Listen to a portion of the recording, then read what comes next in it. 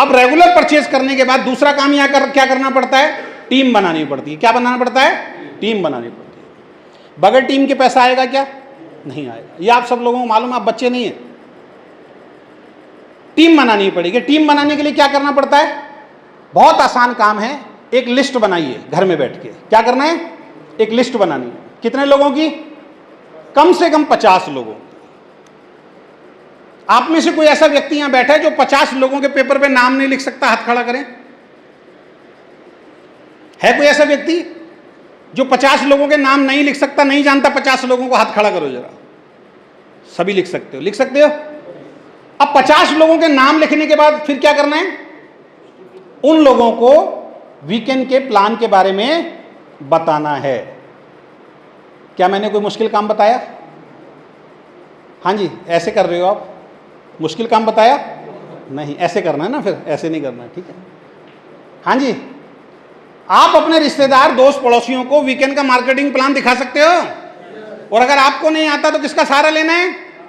Upline का सहारा लेना है। दिखवा तो सकते हो कि ये मेरे अपलाइन है, ये और मैं मिलके बहुत अच्छा काम कर रहे हैं, 1 घंटा आपको कुछ समझाएंगे, बैठ के समझ लीजिए। इतना काम कर सकते हैं? नहीं कर सकते हम लोग जिंदगी बदलने के लिए? यही काम इन्होंने किया, यही काम मैंने किया। मैंने अपने रिश्तेदार, दोस्त, पड़ोसी जो भी मिलता गया उसको पकड़ के प्लान दिखाता चला गया। अच्छा, प्लान दिखाते ही क्या वो तुरंत पैसे निकाल के देता है? आप सब समझदार हो, सब मालूम है आपको, लेकिन फिर भी नेगेटिव हो जाते हो। तुरंत पैसे देता है क्या वो? क्या बोलता है? सोचूंगा, कल बताऊंगा, तनख्वाह मिलेगी तब करूंगा, पापा से पूछूंगा, चाचा से पूछूंगा, पत्नी से पूछूंगा, पति से पूछूंगा, बड़े भाई से पूछूंगा, या फिर अरे यार तू कहाँ फंस गया, ऐसी कितनी कंपनियां आई, कितनी, ये भी बंद हो जाएगी, मैं सब जानता हूं, मेरे बाल ऐसी सफेद नहीं हुए, है ना? ऐसे बहुत सारे डायलॉग सुनने को मिलते हैं। ये सुनने की आदत डाल लो। जब भी कोई इस तरीके की बात बोले, समझ लीजिए उसको जानकारी नहीं है, उसको अधूरी जानकारी है। जो असली में नेटवर्क बिजनेस को जानता होगा ना, वो आपकी पीठ थपथपाएगा, वेरी गुड, बहुत बढ़िया कंपनी में काम कर रहे हो, लगे रहो, सफल जरूर होगे। जो असली नेटवर्कर होगा। जिसको नॉलेज नहीं होगी वो एक ही बात बोलेगा, छोड़ दो, बेकार है, मैं भी सफल नहीं हुआ, तुम भी सफल। अब मैं आपसे पूछना चाहता हूं, एक बच्चा 9वीं क्लास पास करके 10वीं क्लास के अंदर एंटर हुआ, ठीक है, और 10वीं क्लास में जब गया तो उसको 3 लड़के मिले वहां पे जो 10वीं में फेल हो गए थे, और उन्होंने उस लड़के को पकड़ लिया। कह रहे भाई पास हो गया? कहता हाँ। कह रहे बेटा 9वीं में तो हो गया, 10वीं में नहीं होगा। वो कहेगा क्यों?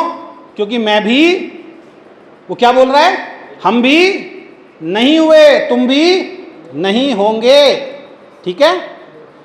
अब मैं आपसे पूछना चाहता हूं, क्या वो सही बोल रहा है? हाँ जी, वो लड़का जो 9वीं क्लास पास करके आया, वो 3 फेलियर लड़के बोल रहे हैं कि आप पास नहीं हो सकते क्योंकि बहुत मुश्किल काम है, हम फेल हो गए। मैं आपसे पूछना चाहता हूं, सही बोल रहे हैं, गलत बोल रहे हैं? क्यों? मेहनत नहीं की। एक बार जोरदार ताली बजाओ भाई इनके लिए। वो फेल क्यों हुए? क्योंकि उन्होंने मेहनत नहीं की। जब इतनी जानकारी आपको है, तो जब डायरेक्ट सेलिंग का कोई व्यक्ति आपको मिलता है और वो कहता है कि मैंने भी काम किया था, मैं सफल नहीं हुआ था, तो उस वक्त क्या सोचना है? क्या सोचना है? क्या जवाब देना है? तूने मेहनत नहीं की बेटा, इसलिए तू सफल नहीं हुआ। मैं मेहनत करूंगा, मैं 100% सफल होऊंगा। लेकिन नेटवर्किंग में हमारे दिमाग बंद हो जाते हैं। हम अपनी अपलाइन को फोन करके बोलते हैं, सर आज किसी के पास बैठा हूं, इसने 5 कंपनियां की हैं सर, और ये किसी में भी सफल नहीं हुआ सर, मेरा तो इसने एंटीना हिला दिया। कैसे हिला दिया भाई?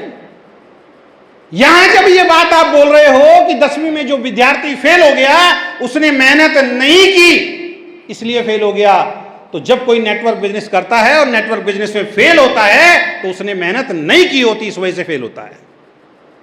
और अगर आप भी फेल होंगे तो लिख लीजिए, आप सही दिशा में मेहनत नहीं करेंगे तो फेल होंगे। सही दिशा में काम करने वाले इंसान को सफलता मिलती है दोस्त।